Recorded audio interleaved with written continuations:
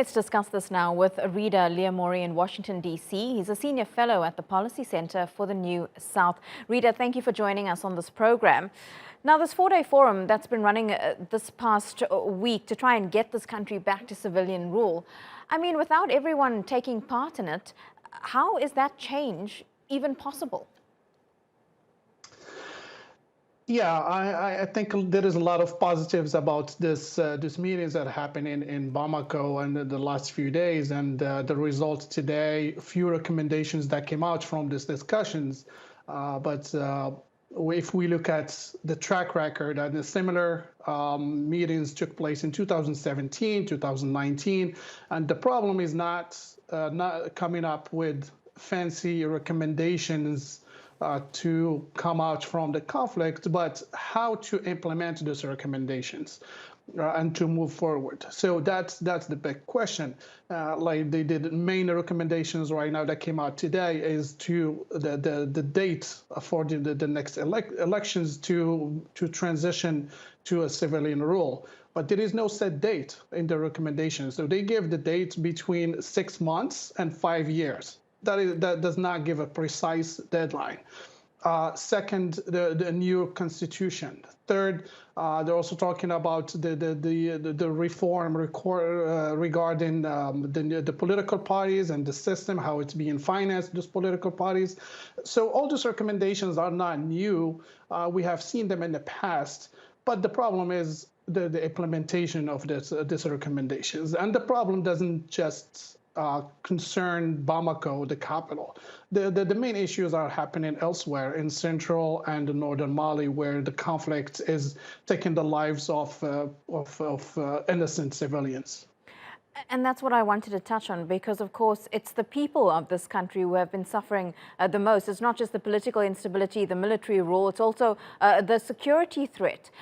Are people even then optimistic about this meeting that's just been held? And like you say, these recommendations that have been made, but of course, it's the implementation of how they're going to get this done. The words that I'm hearing so far from Mali, and I'm afraid that they are not as optimistic as a lot of people might have think. They are used to this. They are used to just hearing this, as I mentioned, like this discussions between the political and military elites, but the situation continues to deteriorate. While these meetings are happening in Bamako, other actors who are undermining the government and the international community itself, they are going by their usual business in central and northern Mali. They are distributing aid. They are providing governance and services that the state itself is not offering them. So I'm afraid that the Malians themselves outside of Bamako, even in Bamako, they are not expecting that everything is going to be resolved after these meetings. There is a very pessimistic feeling among the Malian population. And Rida, what about the international community? France was, of course, a former colonial power there, still has a major influence in the Sahel. In the last few months, though, we have seen France try to withdraw its influence so much. But does France still have a responsibility here to the people of that country? Right now, it's still unclear what is the position of France is going to be and how much presence they are going to maintain in Mali.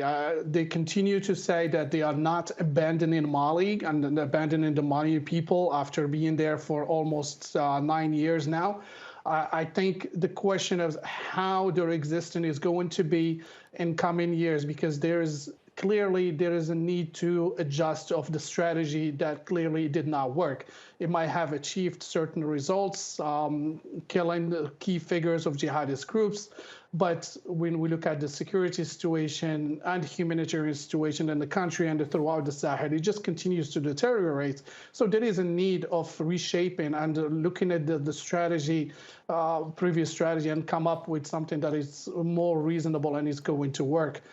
So it's right now how the French is going to adjust its presence. It's still unclear with all these rumors that remains to be confirmed about Russia's involvement in Mali, if the mercenaries are actually going to play a key role and what role are going to play in Mali.